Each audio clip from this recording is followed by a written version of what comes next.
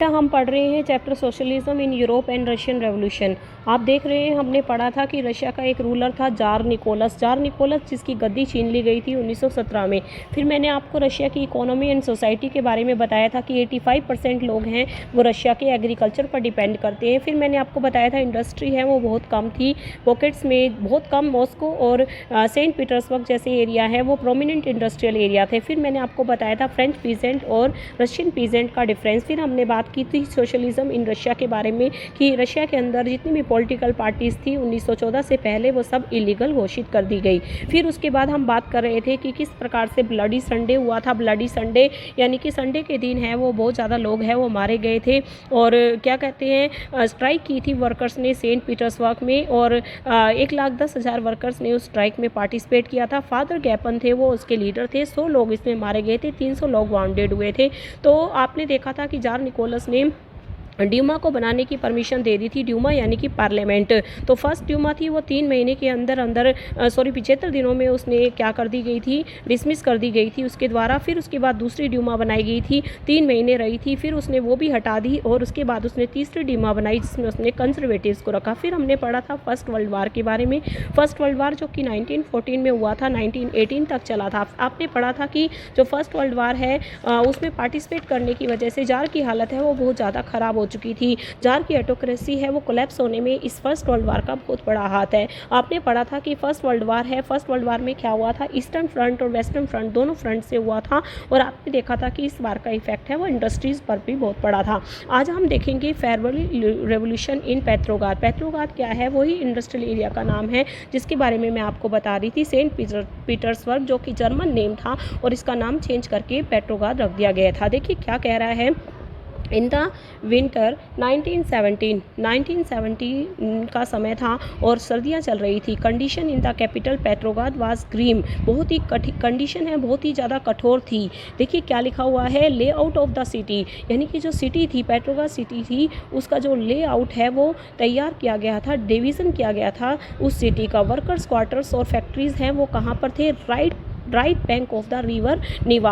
आप देख पा रहे होंगे रिवर निवा थी वहाँ पर और उसके राइट साइड में क्या था, वर्कर्स के क्वार्टर्स और फैक्ट्रीज थे। ऑन द लेफ्ट बैंक जहाँ पर फैशनेबल एरिया थे और विंटर पैलेस था और ऑफिशियल्स बिल्डिंग्स हैं बनाई गई थी जहाँ पर, और ऐसा प्लेस भी वहाँ पर था जहाँ पर ड्यूमा मेट होती थी। 1917 में क्या हुआ, फूड की शॉर्टेज है वो हो गई वर्कर्स के क्वार्टर में। The winter was very cold. आपको पता है सर्दियों में बहुत ज़्यादा सर्दी पड़ती है पर यहाँ पर बहुत ज़्यादा सर्दी पड़ी थी। Exceptional frost and heavy snow, बहुत ज़्यादा है वो स्नो भी हुई थी और बर्फ़ भी जमी थी। Parliamentaries wishing to preserve elected government. Parliament है वो पार्लियामेंट्रीज क्या चाहते थे, इलेक्टेड गवर्नमेंट को प्रिजर्व करना चाहते थे। वो चाहते थे कि जार है वो ड्यूमा को डिसॉल्व कर दे क्योंकि उसमें सारे उसने कंजर्वेटिव्स भरे हुए थे। 1920 और फरवरी 22 में देखिए क्या हुआ, फरवरी 22 में ए लॉकआउट टुक प्लेस। लॉकआउट का मतलब होता है बेटा तालाबंदी हो गई थी फैक्ट्री में राइट बैंक पर।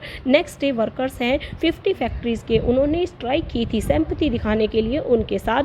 इन many factories women led the way to the strikes. और काफ़ी फैक्ट्रीज में वुमेन्स हैं उसने स्ट्राइक्स को लेड किया था। This came to be called international women day. इस दिन को इंटरनेशनल वुमेन डे के रूप में भी बनाया जाता है। Demonstrating worker crossed from the factory quarter to the centre of the capital. और जो प्रदर्शन कर रहे थे वर्कर वो फैक्ट्री क्वार्टर से कैपिटल के बीचों बीच आ गए।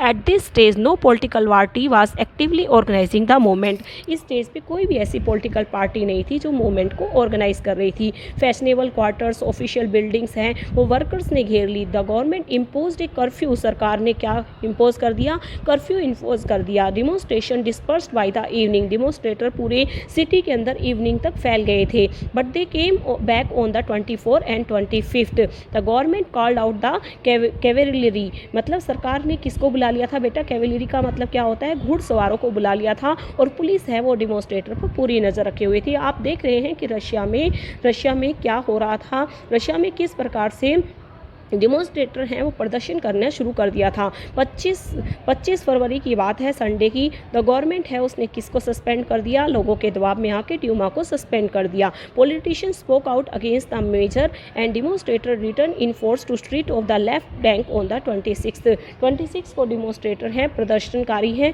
वो सड़कों पर आ गए। On the 27 the police headquarter were ransacked. देखिए क्या कह रहे हैं, 27 तारीख को क्या हुआ? पुलिस के हेडक्वार्टर्स हैं उस पर तोड़ कर दी। रैंसैक का मतलब क्या होता है? तोड़फोड़ कर दी। और स्ट्रीट्स हैं उसमें जो लोग हैं वो ये स्लोगन गाने लगे कि हमें खाने के लिए ब्रेड चाहिए, वेजेस चाहिए अच्छे, और ज़्यादा घंटे हमसे काम ना करवाया जाए, और हमें डेमोक्रेसी चाहिए। ऐसे लोगों ने डिमांड करनी शुरू कर दी। Government try to control the situation. सरकार कंट्रोल करना चाहती थी सिचुएशन पे, और उन्होंने इसके लिए किसको बुला लिया? कैवेलरी को बुला लिया, यानी कि घुड़सवारों को भी बुला लिया। कैवेलरी रिफ्यूज टू फायर, और कैवेलरी के जो लोग थे उन्होंने भी डेमोन्स्ट्रेटर पर प्रदर्शन करने से मना कर दिया, उन्होंने फायर करने से मना कर दिया। An officer was shoot at the barracks of regiment. एक ऑफिसर था उनके बैरक्स में, उनके रेजिमेंट का, उसको शूट कर दिया गया। 3 अदर रेजिमेंट म्यूटेंट, मतलब बाकी 3 रेजिमेंट के जो लोग थे उन्होंने भी बगावत कर दी। वोटिंग टू ज्वाइन द, और वो किसके साथ हो गए? स्ट्राइकिंग वर्कर का साथ देने लग गए। बाई दैट इवनिंग, इस इवनिंग से सोल्जर और स्ट्राइकिंग वर्कर्स हैं उन्होंने गैदर्ड होकर क्या बना ली बेटा? सोवियत बना ली। अब वो समय आने वाला है जब जार निकोलस अपनी गद्दी को छोड़ने वाला है। देखिए क्या कह रहा है, सोवियत है वो बन गई जहाँ पर वहीं पर बनी थी जहाँ पर ड्यूमा मीट करती थी। इस सोवियत का नाम रखा गया पेट्रोग्राद सोवियत। अगले दिन क्या हुआ? द वेरी नेक्स्ट डे, आप देख पा रहे हैं, very next day delegation went to see the tsar. एक टीम भेजी गई जार से मिलने के लिए। जार से मिलने के लिए एक टीम पहुंच गई। Military commanders advise team to abdicate. Military commanders ने उनको क्या एडवाइस की जार को? कि वो अपनी गद्दी को एब्डिकेट कर दें, यानी कि छोड़ दें। ही फॉलोड दियर एडवाइस, और जार ने बिना किसी आनाकानी के इस एडवाइस को मान लिया और एब्डिकेटेड ऑन 2 मार्च, 2 मार्च को उसने गद्दी छोड़ दी।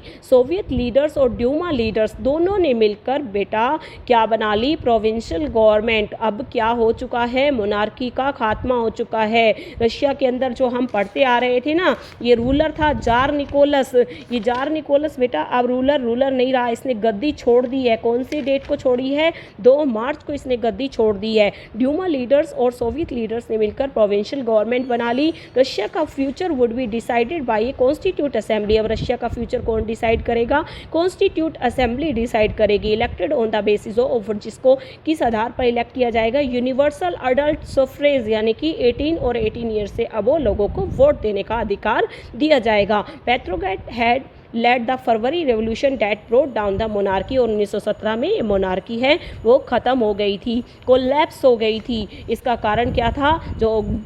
जो जार निकोलस था वो ऑटोक्रेटिक रूलर था। अभी हम अपने अगले वीडियो में पढ़ेंगे आफ्टर फरवरी क्या हुआ। फरवरी तक तो हमने पढ़ लिया ना बेटा, फरवरी तक क्या हुआ? फरवरी तक तो जार निकोलस है वो उसने गद्दी छोड़ दी। अब किसी और के हाथ में आएगी ना गद्दी। मैंने आपको एक नाम बताया था व्लादिमीर लेनिन का बेटा, हाँ। और अब प्रोविंशियल गवर्नमेंट और व्लादिमीर लेनिन यानी कि बोल्शेविक पार्टी के लोगों के बीच में अब होने वाली है तनातनी। किसको लेकर? रशिया के रूल को लेकर। ओके बेटा, ये हम अपने अगले वीडियो में पढ़ेंगे। Thank you.